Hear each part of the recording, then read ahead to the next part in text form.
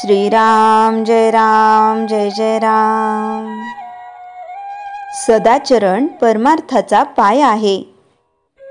राम सहज हाती लागेल म्हणून जी काही साधने समर्थांनी सांगितली आहेत त्यामध्ये चांगल्या ग्रंथांचे वाचन हेही एक आहे। परंतु कोणत्याही ग्रंथाचे अगर पोथीचे वाचन करताना केवळ काहीतरी वाचायचे म्हणून वाचन करू नये। अर्थ कळल्याशिवाय पोथी खरी वाचल्यासारखे नाही होणार। तसेच जितका त्याचा अर्थ कळला तितके तरी कृतीत आणण्याचा प्रयत्न करावा। आपण जे करीत नाही ते प्रथम करायला सुरुवात करावी।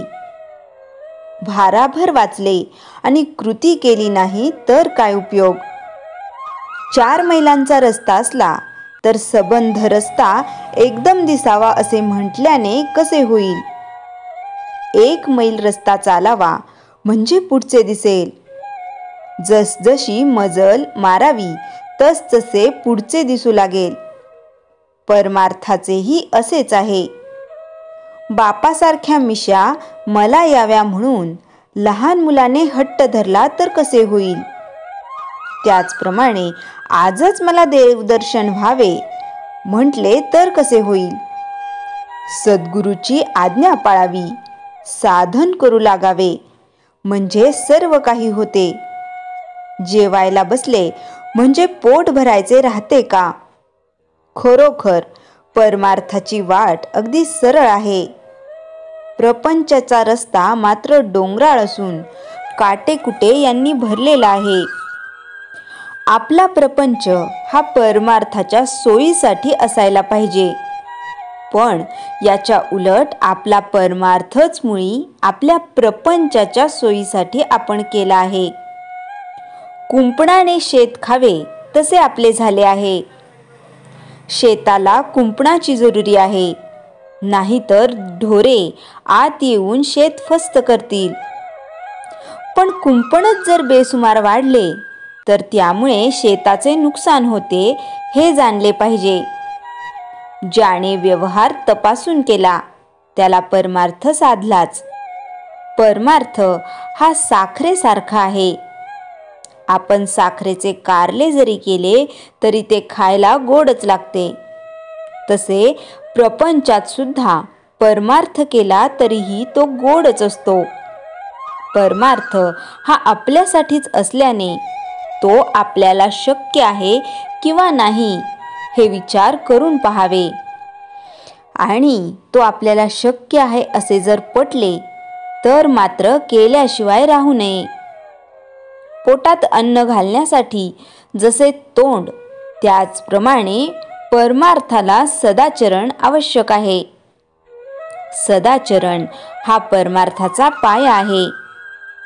पाया म्हणजे काही घर नव्हे, परंतु पायाशिवाय मात्र घर नव्हे हे देखील तितकेच खरे आहे। आपण स्वतःच्या मुलाला जसे प्रेमाने घेतो तसा परमार्थ करावा, आणि आपण दुसऱ्याच्या मुलाला जसे घेतो तसा प्रपंच करावा। भगवंताच्या स्मरणात प्रपंच सुखाचा करणे हाच खरा परमार्थ, आणि ज्याची वृत्ती सुधारून भगवंताकडे लागली त्यालाच खरा परमार्थ कळला। श्रीराम जय जय राम। चैतन्यवाणी। भगवंतावर अकारण प्रेम करणे याचे नाव परमार्थ। श्रीराम जय जय राम। श्री मनाचे श्लोक 38 निरूपण। मना प्रार्थना तुझला एक आहे, रघुराज थकीत होऊन पाहे। अवदन्या कदा हो यथर्थी न कीजे, मना सज्जना राघवी वस्ती कीजे। समर्थ मनाला प्रार्थना करतात की हे मना तू एक काम कर, तू राघवाची अखंड भक्ती कर। इतकी भक्ती कर की रघुराज श्रीराम थक्क झाले पाहिजेत।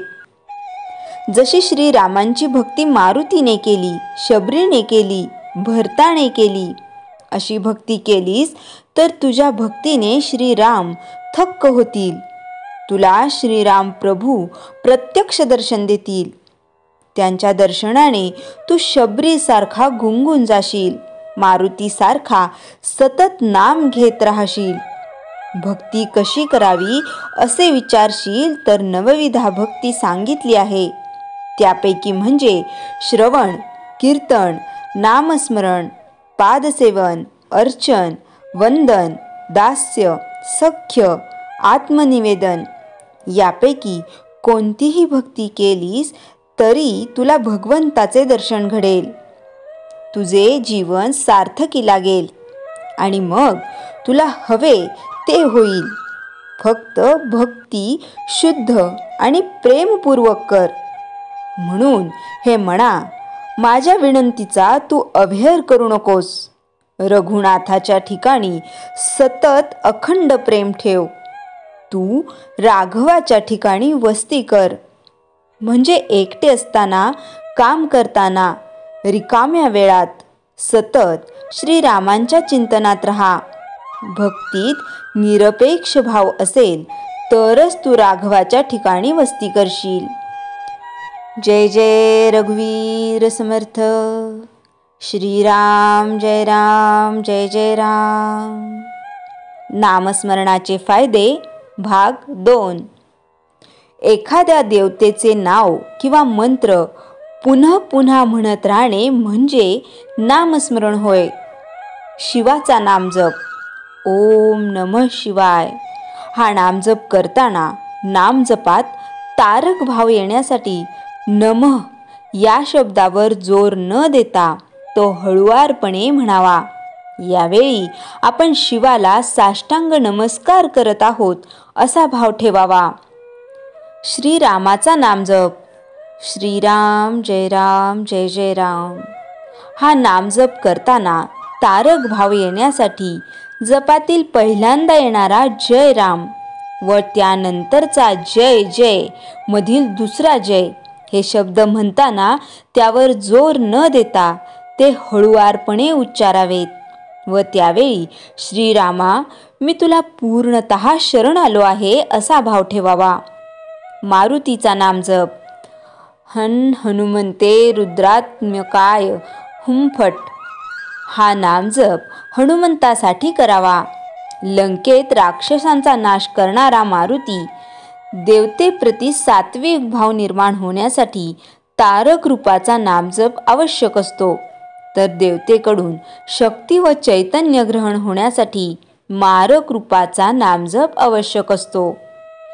गणपतीचा नामजप ओम गणपते नमः श्री गणेशाय नमः हा नामजप करताना नामजपात तारक भाव येण्यासाठी नमः या शब्दावर जोर न देता तो हळुवारपणे म्हणावा. यावेळी आपण श्री गणेशाला साष्टांग नमस्कार करत आहोत असा भाव ठेवावा. श्री दत्ताचा नामजप श्री गुरुदेव दत्त या नामजपातील श्री गुरुदेव हा शब्द म्हणताना संपूर्ण शरणागतीचा भाव ठेवावा आणि गुरुदेव या शब्दानंतर थोडा वेळ थांबून दत्त हा शब्द म्हणावा.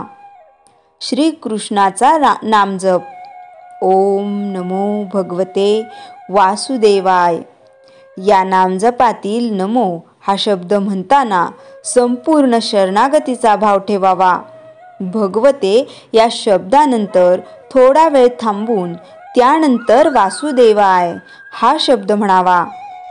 नामस्मरणाचे फायदे एकाग्रता वाढते, चित्त शुद्ध होते, वाचा सिद्धी प्राप्त होऊ शकते, दुष्ट विचारांचा प्रभाव मनावर होत नाही, मन कायम आनंदी राहते, सदैव देवतेचे स्मरण केल्याने सर्व मनोवांछित इच्छा पूर्ण होऊ शकतात.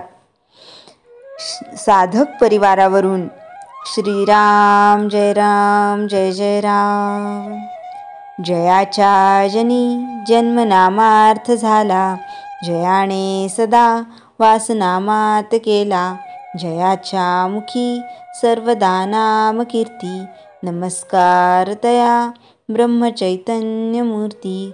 श्रीराम जय जय राम. जानकी जीवन स्मरण जय जय राम।